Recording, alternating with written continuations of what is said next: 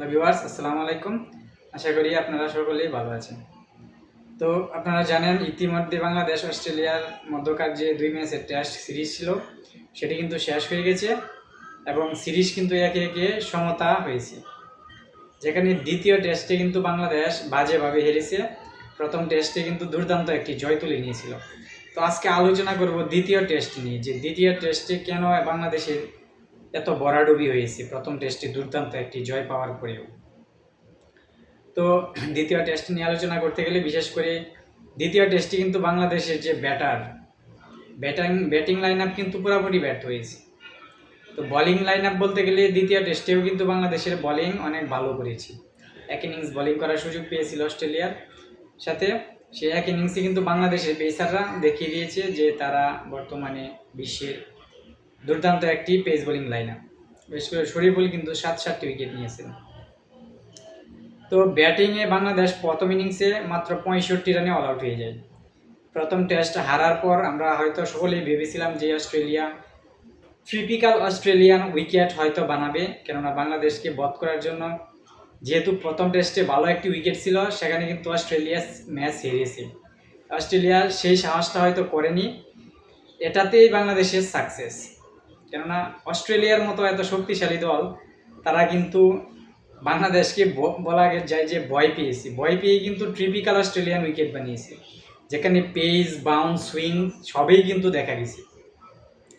এই pace bounce সুইংয়ের কাছেই কিন্তু বাংলাদেশের যে ব্যাটাররা তারা মোটা দাগে ব্যর্থ হয়েছে।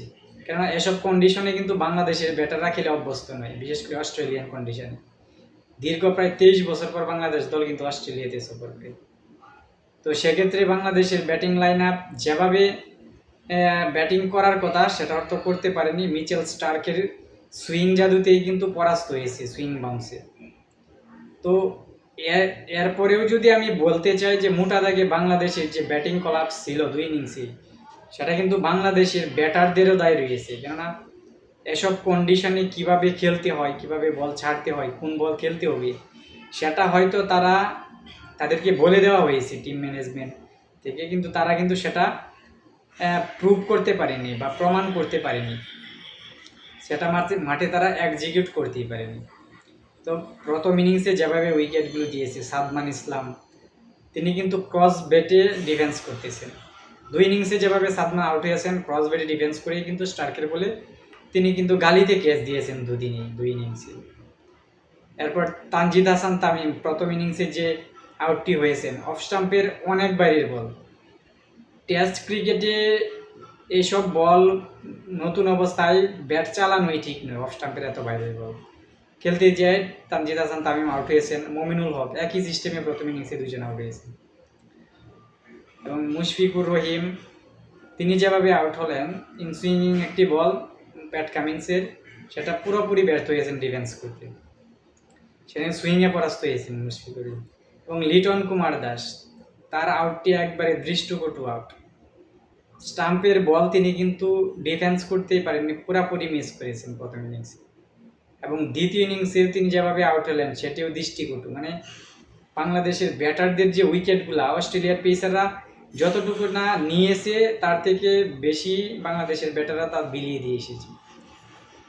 তো দ্বিতীয় ইনিংসেও যেভাবে তানজিদ হাসান তামিম আউট হলেন, তামিম কিন্তু মোটামুটি বেশ কিছু বল খেলে ফেলেছিলেন, মোটামুটি সেট হয়ে গেছিলেন। তারপরে প্যাট কামিন্সের একটি বাউন্সি ডেলিভারি তিনি কিন্তু পুল করতে গেলেন, তিনি চাইলে কিন্তু টেস্ট ক্রিকেট এটা নির্দ্বিধায় ছেড়ে দিতে পারতেন, তিনি হাফ পুল হাফ শট খেলে দিলেন, সেটি কিন্তু ডিপ থার্ড ম্যানে ক্যাচ হয়ে যায়।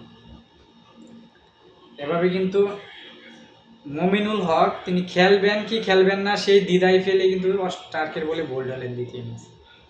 মানে যে উইকেটগুলাই বলি, যতটুকু না অস্ট্রেলিয়ার পেসাররা বোলিং করে নিয়েছে তার থেকে বেশি কিন্তু বাংলাদেশের ব্যাটসম্যানরা উইকেট বিলিয়ে দিয়ে এসেছে বলা যায়, যেটা বরাবরই বাংলাদেশ ব্যাটাররা টেস্ট ক্রিকেটে করে থাকে।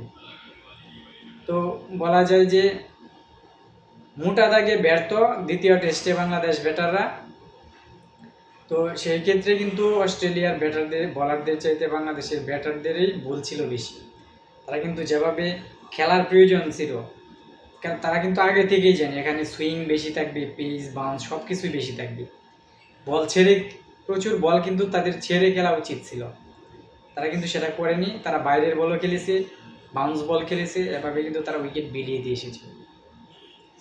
তো আশা করি বাংলাদেশ সেখান থেকে শিক্ষা নিবে যে কিভাবে এইসব কন্ডিশনে খেলতে হয়।